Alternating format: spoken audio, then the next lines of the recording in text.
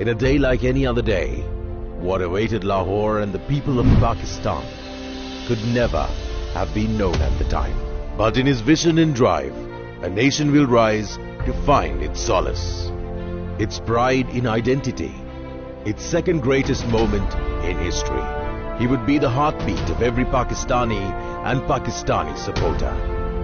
He would be the hope of Pakistan and the resurrection of Pakistani pride.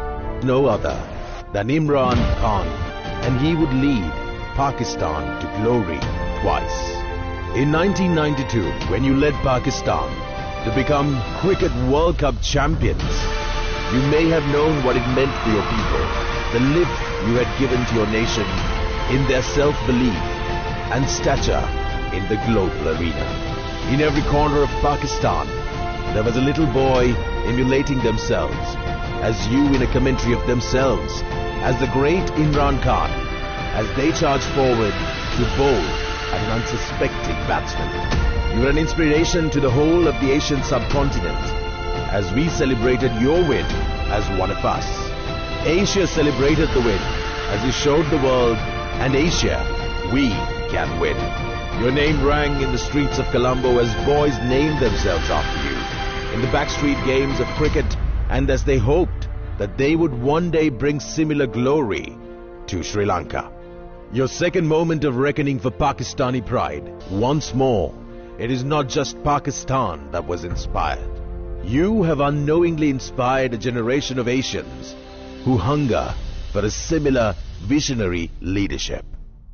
Yours is not just for Pakistan, but the whole of Asia, as you remain an inspiration for many to follow. Sri Lanka is indeed honored to host you. Many a times we have done battle on the turf against you, but always a friend you have been. It is befitting your relationship with Sri Lanka, which also carries your highest wicket heist and your cricketing final test being against the Lankan Lions. But to share more on the inspiration and friendship we have always had towards you, a few words from those who know you. Your Excellency, welcome to our country. It's indeed an honor to have you in our midst this afternoon. It was way back in 1982 that I had the privilege of playing against you in Pakistan. I was a young 23-year-old and Sri Lanka was a fledgling test nation. But you were already a star at that time, and as youngsters we wanted to see what you do that separates the mortals from the great, which you were. After going through that series, I reflected and found that there were three attributes that I could account for your success. The first was your work ethic. I remember when we played the third test match in Lahore, where our nets were side by side. You batted, you bowled, then you walked away. And we thought that that was the end of your practice session. But we were wrong. You went to the middle, bowled 90 minutes non-stop to a single stump with the keeper, Ashraf Ali, taking every single ball. We were brought up thinking that the day before the test match, fast bowler needs rest, but you proved us wrong. But we were silently hoping that you'll be tired and not be able to bowl much the next day. We were wrong. You blasted us out with 14 wickets, and that was the end of the story.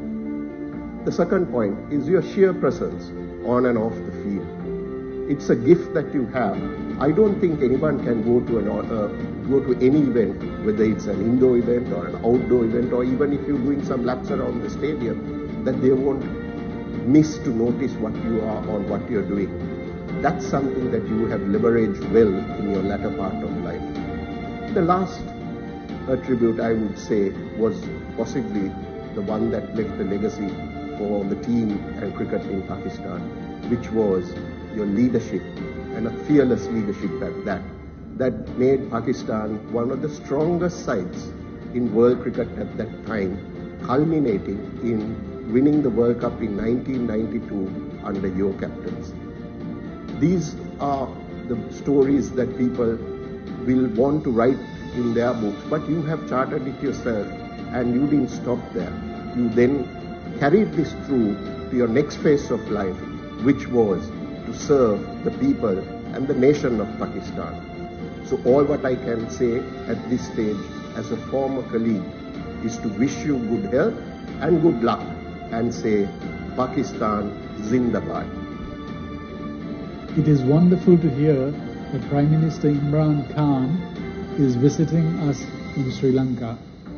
Imran was a phenomenal fast bowler, a phenomenal cricketer, and he was such an inspiration to the Pakistan cricket team. He was really an inspiration to all cricketers all over the world. A man of great honor and integrity. I wish him all the very best in his future endeavors, and I'm sure that he will take Pakistan to great heights in his tenure as Prime Minister. Mr. Prime Minister, first of all, let me welcome you to my motherland, Sri Lanka. You have always been a role model and a fierce competitor on the cricket field. I remember the day when I scored that 6 over square leg to reach my first Test 100, and that was against you. But for me, the most admired and appreciative thing about you has been the humanitarian part, which has really given the people of Pakistan the benefit over the years. Hence, I would like to wish you and your government all the very best in your future endeavors. Dear Mr. Prime Minister, there have been many greats in cricket and many who achieved many records. But to my mind, what makes you special over most is your achievements even after cricket and what it has meant to so many people in and outside Pakistan. First, in cricket, you inspired Pakistan and Asia. Now as the Premier of Pakistan, you inspire even more. Whilst you are on an official visit to the Emerald Isle, I am officiating in the PSL for the 6th consecutive year. I wanted to pay gratitude to the people of Pakistan for being a true friend of Sri Lanka. I wish you peace of mind, happiness and continued success, and welcome you once more to Sri Lanka. From the warm smiles and welcome of 21 million Sri Lankans, are you for that?